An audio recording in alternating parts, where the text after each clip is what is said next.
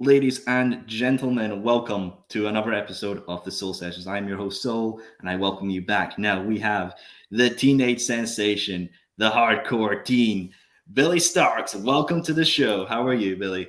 I'm doing pretty good. Thanks for having me. Well, my absolute pleasure. Now, Billie, I want to first get into how you fell in love with the wrestling business. So, I love wrestling so much, and I still do to this day. And it all started because of my stepfather. He introduced me to wrestling, and he shot photos, still does. And I just really, really enjoyed the wrestling scene. And once I saw it on an independent level, it made me realize, oh, this is something I can make into a career or a job, and this could be my future. And now it kind of is happening. Hey, it's a hell of a lifestyle to do, and as well, it's very interesting because you're still a teenager, and for training so young as well, was there a hesitation or was it like, I love this so much, I'm going into 100%? For me, it was always 100%. This is what I want to do. And people say I'm very stubborn minded.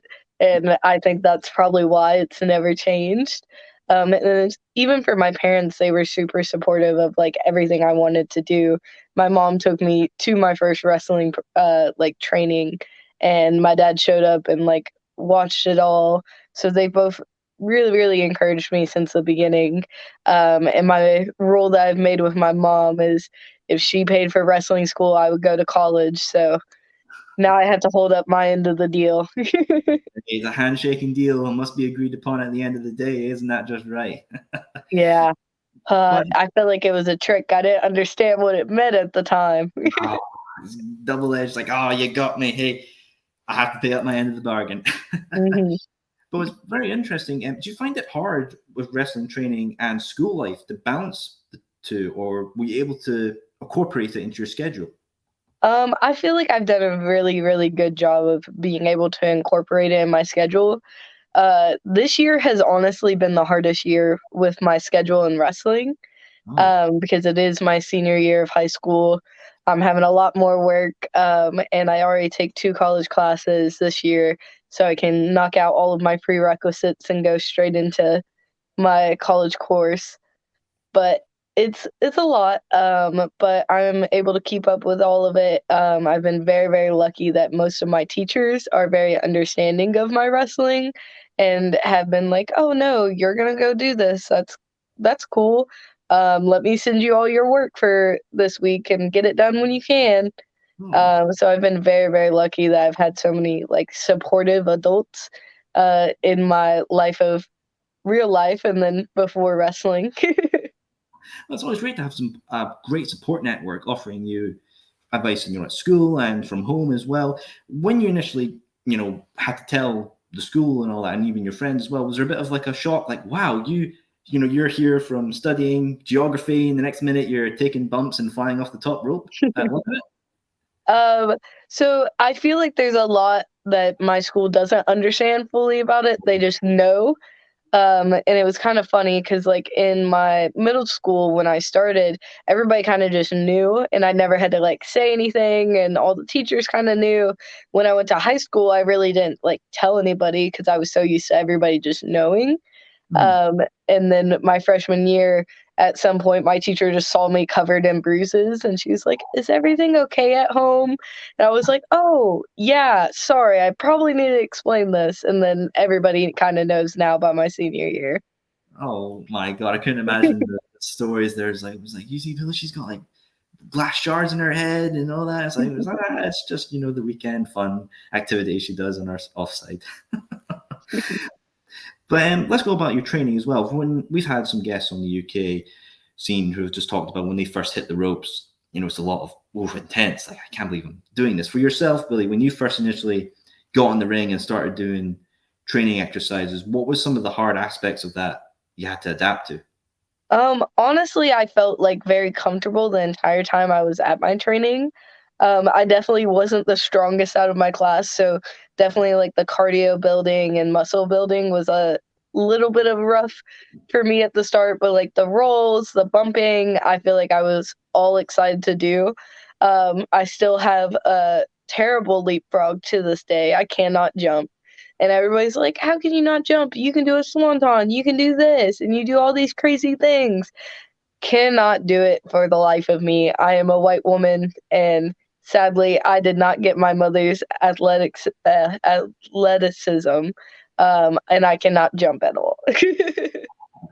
You win some, you lose some as well. But it was very interesting, learning about your style of fighting as well. Some people like to be the powerhouse, the high flyer. Was there a certain aspect is like you felt like, yeah, I'm very comfortable with, or is there anything you ever wanted to branch out and give a shot? And like, yeah, wow, I can do this. I've kind of like branched out into all styles of wrestling. I find like little bits and pieces that I love of like all of them. Mhm. I will definitely say like striking is probably my favorite thing. I love just kicks, forearms, punches, like anything that I find like impactful. I love that style of wrestling. I don't know why. I just feel like it gets people more intense and like into it, if that makes sense. Yeah, it's very connected with the crowd. Every strike having that force behind it. It's like, wow, I can feel the weight of that. When you had to have your first match in front of a crowd, did you find it was hard to connect with the crowd, or were you sort of like, wow, I understand how to be a surrogate for the audience to view this match through? Um, so I was very lucky on my first match. I had so many like friends and family come out. So I definitely felt connected to the whole crowd from the beginning because I was like, oh, I know all these people. It'll be fine. So I kind of just focused on the wrestling aspect, and I feel like that was a blessing for me when I first started. Just having so many people that like already kind of knew me, and once I started traveling, I felt like there was many times where people already knew who I was, and like I never had to worry about like, oh, these people have no clue who I am. I'm gonna have to do this and this and this and this to like show them. Mhm. And I felt like that's very weird to say as a wrestler because you travel so much and meet so many different people. I've been somehow very lucky for people to already know who I am. Yeah, you speak about that because everyone seems to be like raving your praises for your match quality and everything. You would place high on the PWI 500 as well. Speaking about that, what did that mean for you to place so well on the PWI? Honestly, for me, it shows growth. I definitely want to see like my name keep moving up the ranks. Mhm. Um, because it's hard when you're like living as a wrestler and like doing this every weekend and training all the time and you don't see growth because you're doing it all the time and you're like, I might have made a little bit of progress on this, but I can't tell it. Like I'm doing it, I guess. And just having like the PWI and stuff like of that nature really helps put wrestlers' minds at ease, like, oh, there is growth to what I'm doing. People are enjoying me more, or kind of like, oh, my wrestling isn't terrible. It's all about growth at the end of the day, knowing from one point to another, I've evolved. I'm not staying stagnant. I'm always changing up, evolving, and become a better wrestler at the end of the day. You mentioned like the whole internet personality because everyone loves to mention the PWI and checking out on YouTube. Building that internet presence with fans and being raved upon, was it quite daunting at first to be like, wow, there's thousands of people who now know my name and are viewing me and keeping track of my journey? It's definitely still weird to me. I don't feel it or like see it. And it's kind of weird to say, but I kind of just post the most random things on like Twitter and Instagram. It's like stuff I would just be like, "Oh, this is a cute picture. I'm going to post this." Or here's this random thought that's on my mind today. And I am shocked how big my audience has grown. Mhm. And I heard that it's like sometimes just my crazy personality that people connect to. So they're like, oh, yeah, we want to follow this. Or it's something insane I've done in matches. So they want to keep seeing me do more and more crazy stuff. Yeah, it's very much treating your internet presence as an extension of yourself, not as a brand or like a company, but it's like this is Mhm. me reaching out to you and saying, yeah, you're seeing who I am and you're seeing the crazy moments of my life. Would you say that as well, or would you say there's another aspect to it? I actually think it's a little bit of both. Oh. Like, there's a part of me, but I'm also a brand that I have to present myself, Mhm. because wrestling is my brand. Like, Billie Starkz is my branding, Mhm. versus like my personality is who you get to see, like how I interact with people. But Billy Starks for me is like, oh, here I am marketing like T-shirts and stuff like that. But I also have to market all of my shows, so there's like a little bit of mixture. Yeah, of course. No, absolutely. I could imagine, like, how did you learn about like the whole marketability? Was it just doing research for yourself, or were you given advice from other wrestlers, or even your family? Did they offer support in helping you being advertised? So my mom has like a business marketing kind of background, and then I've also been lucky to be friends with a lot of really great wrestlers who have really great merch. Effie being one of them. I've been lucky enough to mess with him so many times and be like, "Oh, how did you do this? How did you do that? What t-shirt guy are you using? Oh, what ink? Do you get them this style or this style?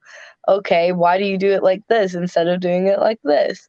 And I've started to like step up my merch game, and now to this day, everybody thinks I have great merchandise, but it's all me taking little bits and pieces from everybody else. Absorbing all the best parts and be like, well, let's put my own crazy, unique little spin on this. You mentioned Effie, and now Effie's mostly known for being a part of GCW, which is how I was introduced to you as well for your appearance in GCW. How was your first introduction to GCW? So my first introduction was during the pandemic in like 2020. That was the first time I ever went to a show. Of course, I've seen like stuff before that, Mhm. and I watched a lot of my friends on it before then. But my first live shows were during the pandemic. And then my first time ever working at GCW was in Indianapolis outside, just doing a pre-show versus Thunder Kitty, and I loved it. It was a great time. I really enjoyed the crowd, um, and then I slowly got more and more and more, and now I can say that I'm like a GCW regular. But I've also loved everybody in that locker room, and they've always taken care of me, and I've gotten very, very lucky to have so many great matches at GCW. Yeah, it's great to hear. I've seen those GCW shows, and the crowd, they're 110% engaged. They're not leaving their spirits at home. Their spirits are written on their chest, and Yeah. they wear that. Were your first introduction to GCW crowd being as a wrestler walking out? Was it quite like, oh wow, this is how it's like from this side of the stage? Um, so yes and no, because during when I first came out, it was a very limited crowds, and it was like, oh, it's a decent crowd based on like everything else that happened. Mhm. But the first GCW where I was like, oh my god, this is insane! Like these people are crazy, was AC weekend, in Atlantic City. Those crowds are like one of my favorite types of crowds to like wrestle in front of. They are invested in everything and they're crazy. And I feel like they're all there for a great time. And even after the show, there's so many fans that I will just talk and hang out with, and they're amazing people to be around. Oh, yeah, that's great to hear. I remember vividly my favorite memory of GCW is the Matt Cardona versus Nick Gage match, Zombie Walk. Oh my god, that was awesome. Matt Cardona winning and just beautiful. I Crazy. love. But I want to talk about one of your matches at 56 nights. A fatal four way between yourself, Dark Sheik, Mati Ichiko, and Sawyer Wreck. I want to talk about that match and how was it going into that, going against these three other competitors. Honestly, I was so excited, but I was definitely worn out. I had 3 other matches that weekend, if I remember correctly. Um, but it was a very long weekend, and that was my last match of the weekend. But I was extremely excited because all those women are amazing. Sawyer is basically like my mother figure in wrestling, and I love her so much, and I've been around her so many times. So I was excited to finally be in a ring with her, because we've only had like one other match before, and it was a very short and quick match. So I would love another like time with Sawyer, and that weekend I was able to wrestle her twice. Oof, wow. And especially, Maki Ito, someone you would cross paths with before, at JCW After Hours too. Maki's quite a talent in herself, with lovely singing, the headbutt and everything. How did you find wrestling Maki? It was honestly so much fun. She's a very unique talent. I will say that because of the singing. I get so excited and I'm like, oh my God, this is so cute when she first comes out. And I love her character so, so much. I don't know how she sings a whole song before getting in the ring. I would be exhausted. Oh well, I think maybe you should give Maki a wee little playlist and like, yeah, hey Maki, try these tunes, see if you can sing that. Bring that Ever karaoke energy. sing Blink 182 for me? Oh hell yes. That Maki Ito singing Blink 182 GCW needs to be done in 2023. I'm calling it. That would be perfect. Now, obviously, you would actually travel over to Japan as well. How was that? Was that kind of like I'm just going to do it, or was it like a opportunity presented to you? So opportunity was presented to me. I got a email from TJPW, and I honestly thought it was fake when I was like scrolling through my emails, and I was like, haha, that's funny.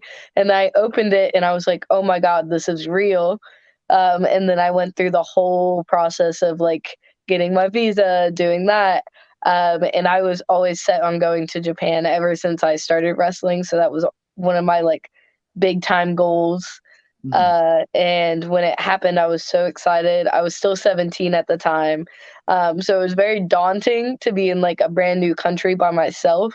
But I felt comfortable enough to be by myself. Uh, I did like 3 years of Japanese in high school as like my language class. So I had a little bit of that going for me when I went over there.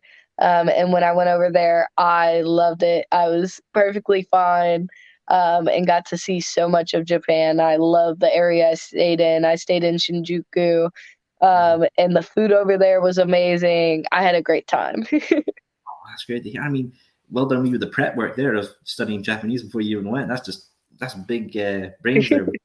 Little prep work. Now, some of the matches you had over there, one I really enjoyed was the tag match, you and Millie McKenzie versus Yuya Sakazaki and Miyu Yamashita. You talked about on your Instagram how getting to tag with Millie was something you were really happy with. What does Millie McKenzie mean to you as a wrestler? She is honestly one of like my idols in wrestling and somebody I've looked up to for so so long since I've like started wrestling. Um, I believe it was my stepdad. The first match I saw of Millie's was her versus Ricky Shane Page.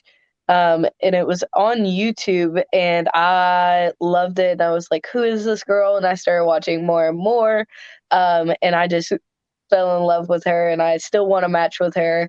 I loved being able to tag with Millie and then watch her versus Miyu Yamashita. And they killed it. I was like, oh my God, I'm supposed to go on after this match? What is going on? And it was just a great time meeting Millie, and she lived up to all of my expectations. Great to hear. We had Alex Windsor on, who is the current Rev Pro Women's Champion, and she talked about how Japanese crowds were hard to adjust to. They have a different culture and appreciation shown to talent. For yourself, Billy, was that a hard adjustment, or were you like, okay, I kind of get it. This is how I'm meant to connect with the crowd over there? I kind of just got it. I understood how Japanese crowds were because I've seen so many videos and like watch so much. Mm, And even just watching, I say that I do this on indie shows, like even in the US, I will go and like watch the crowd to see what they react to and like what causes them to like get invested. And you can watch a match while watching the crowd and seeing how they respond. mm. And I did the same thing while I was over in Japan. I did that and was like, okay, what are they reacting to? What do they want to see? Okay, let me figure out what I need to do in my match. Oh, good. It's always about situational awareness, understanding how the crowd works, as well always appreciating other cultures as well that have a different appreciation that they like to show. But in Japan as well, you would have a championship match for the Princess of Princess Championships against Yuya Sakazaki. Having that championship match in Japan, what did that mean to you? It was definitely a awe moment for me because this was my first tour over there, and I ended main eventing 2 shows, and then also became the youngest to ever main event Corrigan Hall with wrestling Yuka for the Princess of Princess Championship, and it was just a shocker to me. I truly didn't believe I deserved half of the things I got when I first went over to Japan. And I loved having the opportunity to wrestle Yuka and having the chance at her title my first trip over there, and I was just a brand new person. Oh, well, hey, well done for you. That's a great accomplishment to have on your record. Now, someone I notice you appreciate as a role model is AEW star Ruby Soho. What is it about Ruby that you have such appreciation for? Just how genuine of a person she is. Like, it's hard sometimes to find genuine people in wrestling because it is our careers. We are all competing for spots. And like there's I'm a very like I don't care who you are, I'm going to try to help you because at some point or another I might have to be in the ring with you and I don't want you to suck. Mm, And there's so many people who will like tear each other down because it's like they have what I want. Let me get rid of them and mm, let's do this and like fight and bicker. And I never understood that part of wrestling. I'm like, if you want something, let's work for it. Get your own. And I feel like Ruby is one of those people too that I've genuinely just see helping people and doesn't really want to tear other people down. oh, well, it's great to see. And of course, you would have a match against Ruby as well at Cage of Horrors. Getting to wrestle someone you actually, have such an appreciation for, was that, a bucket list moment? Or was it like a wee bit of like, wow, I'm actually going to step in the ring with somebody I have such a high appreciation for. I got to do this. Or was there a sense of fear as well? Honestly, it was just excitement. And then also having the opportunity to wrestle Ruby, I never thought it was going to happen Mm, unless I was like under contract or signed somewhere where she was at the time. And just being able to have the opportunity to wrestle her on an independent show at Wrestling Revolver in front of a great crowd, I was honestly so happy because that's definitely where I feel comfortable. Uh, Going to like TV and stuff like that, I feel like it's a very new scene for me. mhm. And that's definitely where Ruby shines brighter than me, and having her lead and help me is definitely great, and she's so like amazing talent to learn from. No, that's good to hear. Well, if you had to pick one piece of advice Ruby gave you that you're really going to hold on to for your wrestling career, what would that be? Um how I like position myself. This is something that she like told me when we were talking, and it was like very it clicked in my brain. I was like, that makes so much sense. Mm, And she was like, there's this thing that indie people do, and it's like called this half circle. We do a half circle. We'll mm, keep moving because it's like, oh, I'm so used to keeping the momentum of a match moving, versus when you work TV you have to just stop because it's like it makes the cameras easier for them to see your emotion, catch that moment of like everything you're feeling or like the pain you're in. And that's definitely a very brand new like concept to me. I'm so mhm. used to go, go, go, go, go. Having those stops now, it's definitely like a new aspect of wrestling for me. No, yeah, would you say it's maybe like a sense of kind of like, I don't know what's the best way to describe it, is wrestling whiplash? Like you're trying to go as much as you can, but you understand, there's a crowd at home watching for their TVs, and I have to position myself. So I got to yeet myself back and be Yeah. positional. Yes, that's what it feels like. That's a hell of a way to describe it. We'll get that in the dictionary for soon enough. Wrestling whiplash. Hey, trademark it. We'll get it on a t-shirt. I'll try and make some money from it. Now, obviously, Ruby would have a great tag match against Ty J with Will the Nightingale, and blood would be flying everywhere. And some people had a problem with it for some reason. Obviously, yourself, Billy, has been involved with GCW, and they're Mhm. crazy off the wall. Why do you think people had such a problem with it on wrestling TV? These kind of extreme matches. I feel like people get afraid of stuff being too gruesome. And there definitely was a lot of blood. And these are real people. You become connected to these people. Mhm. It's not like you're watching a TV show and like oh, these are fake characters. These people aren't real. And your head wrestlers are real people that you've met, interacted with, or seen at live shows. So when they see those things on television, it's hard to have that disconnect from it.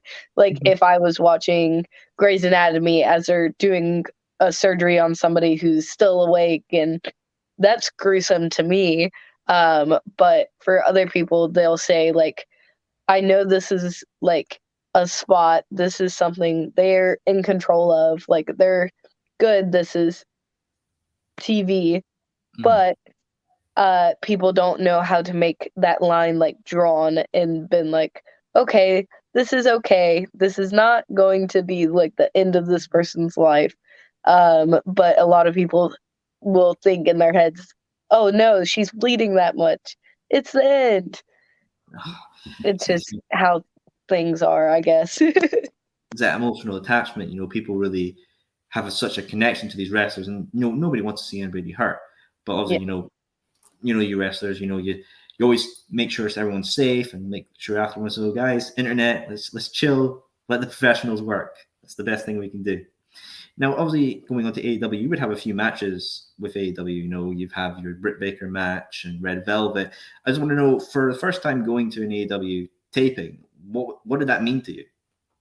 I was definitely excited.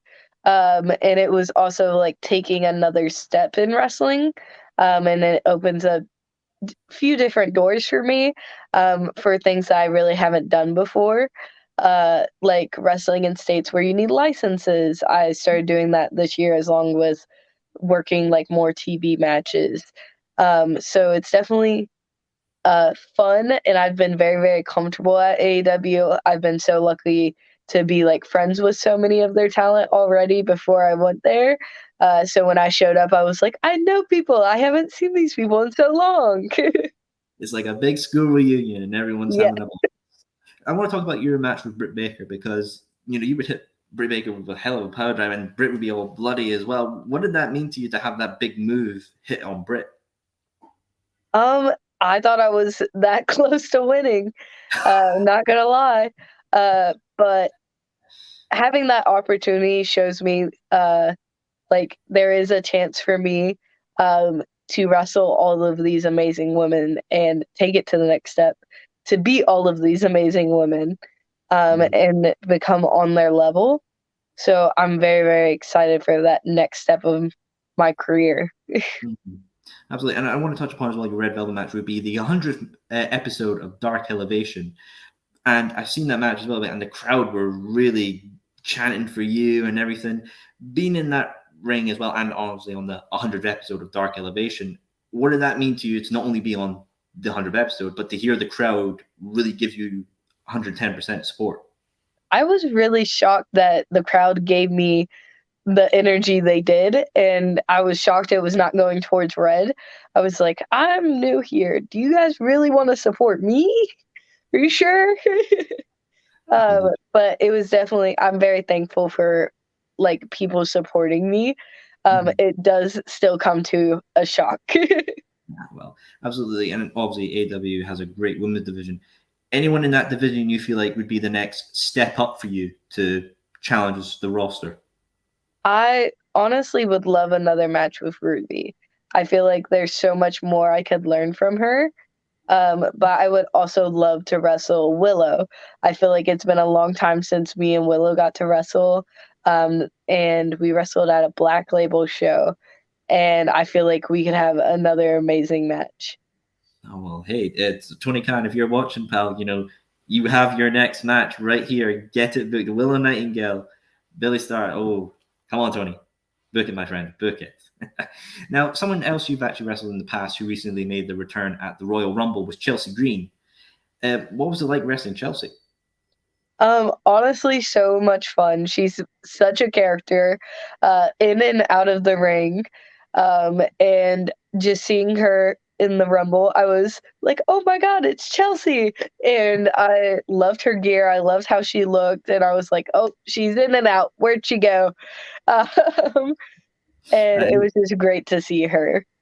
Yeah, absolutely. Hey, as a achievement she's got on her record now as well. Fastest eliminated. Hey, it's an achievement.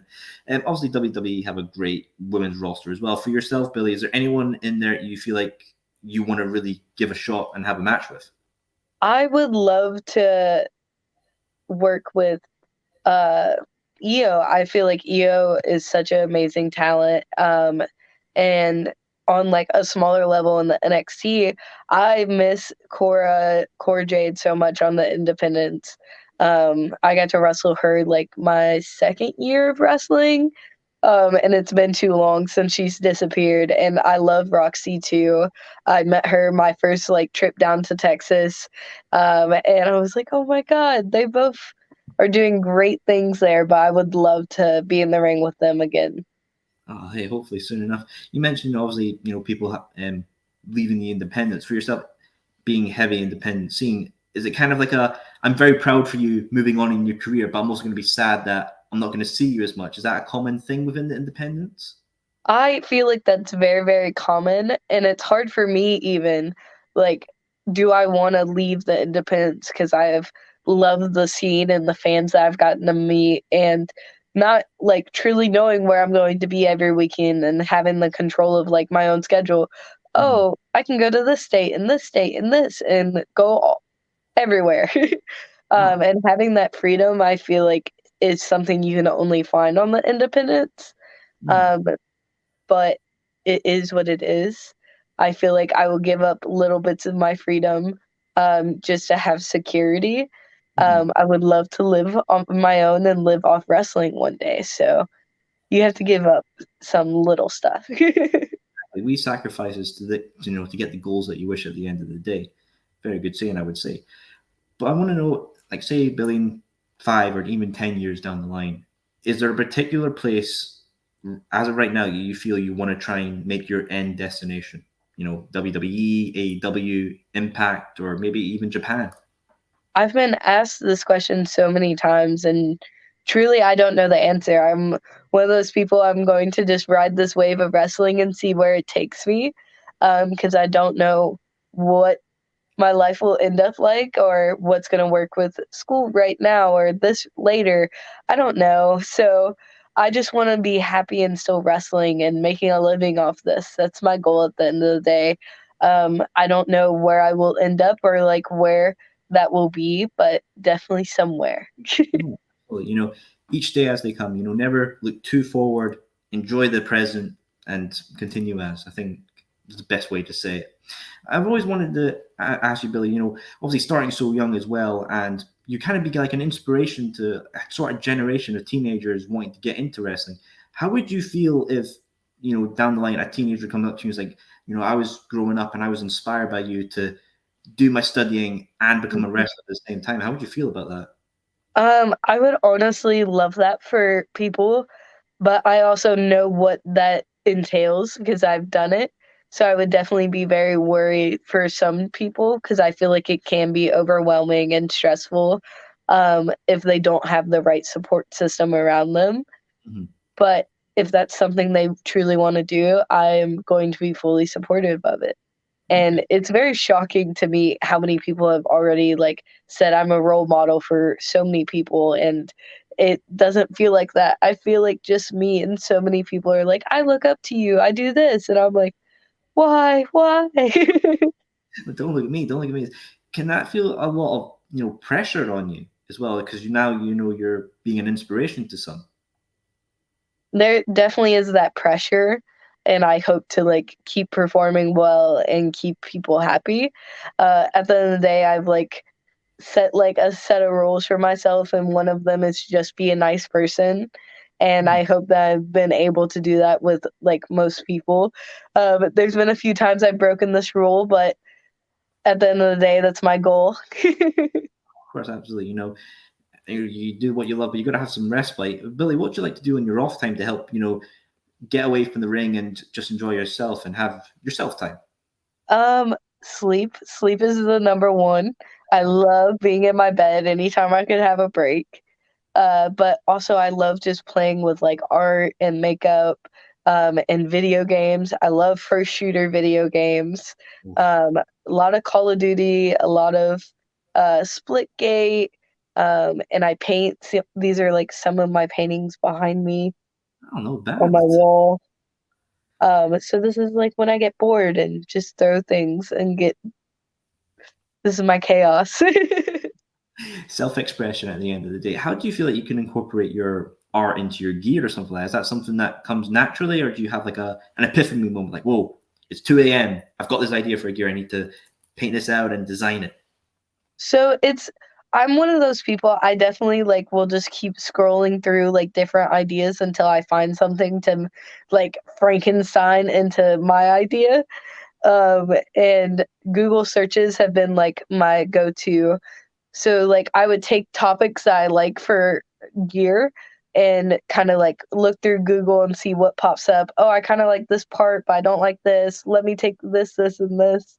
I just finished like putting in my next idea for a set of gear, Ooh. and I'm so excited. It's definitely different than my other gears that I have now. I keep trying to make them all different from each other, but still fit the same style. Um, and I hope like people notice that. I'm sure they'll notice the craziness and chaotic and all the cool shit you can make up in your mind is always great. Now, obviously, last year we had GCW versus UK promotion here called TNT, and we had Effie come over from TNT. They had Visage, and they're going to do it again this year. Billy, if you were offered the chance to come over and do the GCW versus TNT show, is there anyone in the UK scene right now that catches your eye to have a match with? Millie, easily, Like, easily Millie. well, hey, Billy Starr, Millie McKenzie, GCW versus TNT. I think that, hey, who knows what the future can hold? We never know. We never know. Now, Billy, obviously, we've seen in Japan right now with their women division, Mercedes Moné came in and challenged Kairi for the women's championship over there. Is the New Japan women's scene out with Stardom and everything something that's interesting you to go back and maybe pursue? I would definitely be interested in wrestling so many of the women there. I feel like they're some of the top talent in the world. Hmm. No, nice, nice. Obviously, and I know you've won championships before. You're currently holding three, if I'm correct, as well. Yes, I think I'm up to 3 right now. Wow. Hopefully adding another one. Ooh, well, surprises, surprises. Never let the spoilers come out. Winning your first championship, was that quite a daunting moment? Um, I honestly was like I'm very weird about belts. I love having them. I feel like it's great, but I also hate traveling with them. So I won my first belt and was like excited about it. I was like, this is great. And then having to carry this thing around, I was like, I don't want it. And uh, then can I just leave it at home? And they're like, you have to bring the belt to the show. And I was like, it's at home. I don't know what to say, guys. I didn't feel like putting it in my bag. yeah, it's like I got a weight limit for the plane and everything. I can't exceed it. Your And belt it needs. always gets like checked in TSA. Me and who was it? Somebody were talking about how like we have to go through airports with belts and TSA always checks your bag. They're like, "What is this thing?" And then they'll open it up. Oh my god, this is so cool! Have a nice day, guys. And you're like, "Oh my god, please don't embarrass me right now." Oh, God, I can't imagine. But obviously, having three, obviously having your first is a memorable moment, but having three at the same time, is that a pressure as well? Because you're representing three other companies and you're being the traveling champion. It seems like you've got that could be a lot of pressure on your plate. It's definitely a lot, but I've learned that I can like pace myself out with these titles. And I finally understand why there was so many times where champions would just like disappear for a little bit and then show up again. I'm living that life now, and I'm like, oh, okay. Now I understand when I was a kid that I don't get to see this person 24/7 at every single show. Everyone loves a good break. Everyone loves a good. Oh, speaking back upon GCW, I always love when wrestlers come on and talk about the locker room stories or a story from a particular show. Billy, is there a memorable story you have from any particular GCW event? Who? Okay, so one was my first time, or like one of my first times in the AC. It was a New Year's weekend, I believe, and it was me, Nick, and Starboy Charlie. just having a great time. We went after one of the midnight shows to like the locker room and was messing around and just rolling around in the ring. And at some point, we went out on the boardwalk, and I just hear Nick like clap twice, and Charlie just comes running towards him. And I was like, "What's going on?" And they did like a satellite DDT on the boardwalk, just like having a great time. Uh, it was just one of the, like the most fun nights. I had an amazing time just hanging out with those guys. And at one point, me and Starboy Charlie were playing arcade games, and we found this Kung Fu Panda one. And Charlie was way too good at it, and he was way too violent. He wham, wham, wham, wham. I was like, "Oh my god, please don't break it, Charlie." I was like, no, please, it's too much expensive. I can't afford all this. I can't afford down payments. I mean, GCW is a very interesting motion with only having a one world championship, obviously held right now by Nick Gage. And obviously, anyone can challenge for it. You know, they had the Battle Royale, which we were a part of, and then you got knocked out. Is the GCW World Championship something that might be on your radar in the future? Oh, it definitely is on my radar now, but Ooh. it's definitely very, very hard to go against anybody of Nick's standard. Like Nick is so good, and has been doing it for so long. I feel like there's so much I could learn from being in a match with him, but at the same time, that man is terrifying. Yeah, I mean, I've got an irrational fear of pizza cutters now. You know, definitely something there. I mean, what kind of aspects do you feel like you can learn from Nick? Um, if you ever watch him, I feel like he's such a great baby face. And his promos are amazing. And the way he just is exudes like anger. I feel like he's very, very good about showing like I'm the toughest person in this ring and nobody's going to like overcome me in that aspect. Mm-hmm. Absolutely. I remember the Dark Side of the Ring documentary talking about Nick Gage, and John Moxley would appear and he would talk about how any promotion would be lucky to have a kind of character who can connect with the crowd with Nick. Yeah. We see the whole MDK thing and his people just charge at him, you know, go for the whole motion and everything. Do you feel like Nick is truly maybe one of the best character workers right now or connectors with the crowd? Uh, I would I would believe so. There's no one else like the Gage fans. Is anyone truly like swarming another wrestler the way they do? Very true. I would definitely agree with that. I mean, man's crazy, but he is still loved by many. I mean, hey, this GCW audience love everybody. Well, Billy, I very much appreciate you taking time out of your day to come on the Soul Sessions. I'm very honored. I very much appreciate it. But obviously, our viewers who are interested and want to see you wrestle, what kind of future dates have you got planned for 2023?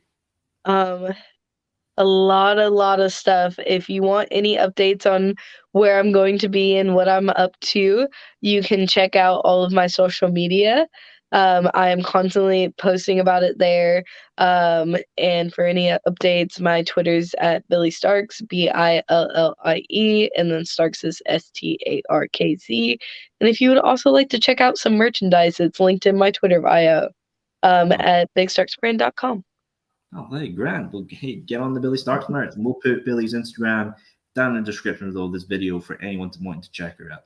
Well, Billy, thank you very much for tuning in to the show. Very much appreciate it. And all the viewers, remember, thank you very much for tuning in for another episode of the Soul Sessions. Thank you, everyone.